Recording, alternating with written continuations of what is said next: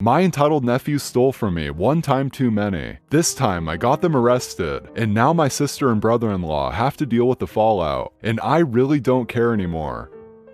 In a prior post in a different subreddit, I asked if I was the bad guy for wanting to call the police on my nephews for stealing from me. And the overwhelming support I got made me realize that standing my ground was the best thing for me to do.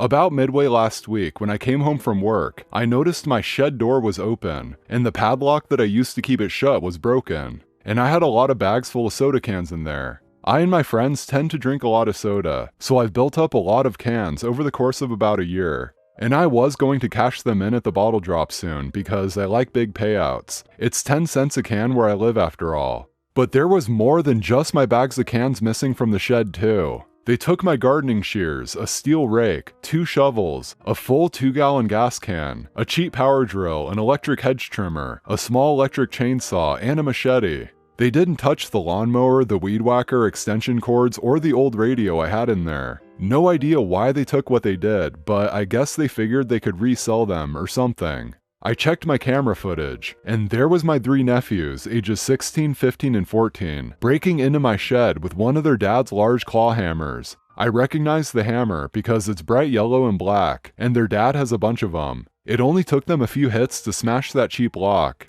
After they first broke into my shed, they took what they could by hand, and then they came back with some shopping carts that I'm guessing they also stole. But it took them a few trips to get all of the cans, and they didn't bother to even try and close the door when they were done.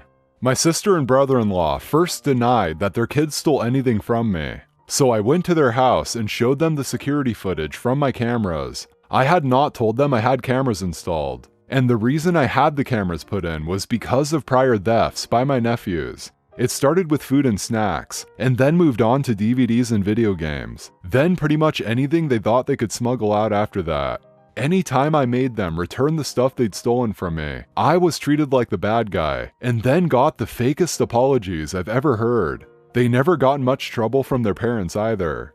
The final straw happened last year, when my nephews broke into my house and stole 3 6-packs of my favorite blood orange beer from my fridge. They used my hidden spare key to get in, and also took a huge dump in one of my bathrooms, and not only didn't flush, but also peed all over the floor, and I'm pretty sure it was intentional. The beer they stole was hidden in one of their bedrooms when I confronted my sister and brother-in-law about my nephew stealing it.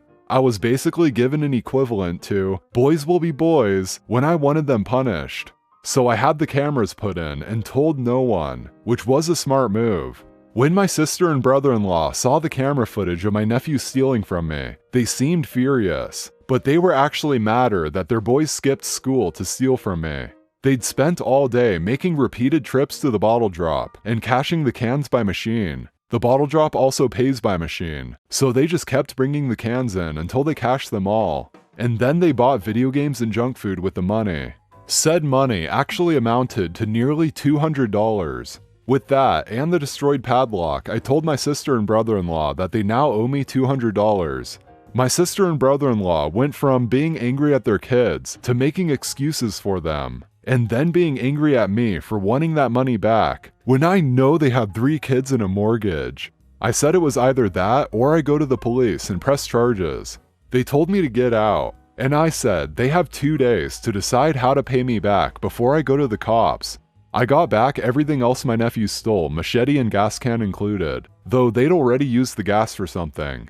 But over the next couple of days, my sister and brother-in-law were blowing up my phone with a ton of messages, both verbal and text. At first, they were calling me heartless, because it was right after the holidays, and they have 3 kids and a mortgage. Then they started gaslighting me, then even threatening me, and all of this would go in a repeating cycle. My nephews chimed in from another cell phone and were sending me lots of messages of their own, which were more fake apologies and gaslighting. My eldest nephew even sent me a picture of himself holding a soda can and giving me the middle finger. So I guess they weren't taking my threats of going to the police seriously, because family. When I last spoke with my sister and brother-in-law, they refused to negotiate any sort of method of repayment for what my nephews did, even when I suggested they just sell the video games that were purchased with the money from the cans. Then they had the audacity to say I'd actually tempted my nephews by having the cans in my shed to begin with. Oh yes, I'm the devil snake that tempted my nephews with a shed full of cans that just screamed, money, money, money. So that was it. I went to the police station that morning and filed the report. Gave them a copy of the video footage of my nephews stealing from my shed. I gave them the broken lock they smashed, showed them all of the texts, which were screenshotted and also given as evidence. Hell, I even gave them a copy of the photo my eldest nephew sent me of him flipping me off. I did tell the police that I found it worrisome that my nephews had taken the machete, but they classified it as a tool, especially since they took a lot of the other actual tools. So fair enough on that, I suppose. But my nephews were indeed arrested on Saturday. Police came to their house and my sister and brother-in-law were forced to let them in because they had a warrant. Apparently all 3 of my nephews went from being cocky little brats to crying like babies when they were being put in cuffs. I know this because a neighbor I'm acquainted with that's sort of friends with my sister was there to see it. And shortly after the arrest, my sister and brother-in-law were blowing up my phone again. They weren't able to get their kids out of jail until Monday morning. And remember, the arrest happened on Saturday. And now the boys are being charged with larceny, willful destruction of property, vandalism, and harassment. The police took this whole case pretty seriously, as there has been complaints about my nephews for some time, but nothing was proven until now. The past few months, bags of cans have actually been going missing all over the area. I don't know if it was my nephews or not, but they're likely suspects. And with word spreading of their arrest, let's hope other neighbors with security cameras come forward with more footage. My sister and brother-in-law showed up at my house too. I refused to open the door and told them that this all happened because they are enablers who refuse to hold their kids accountable for their actions. That made them just scream and pound on my door more, until I threatened to call the police on them too.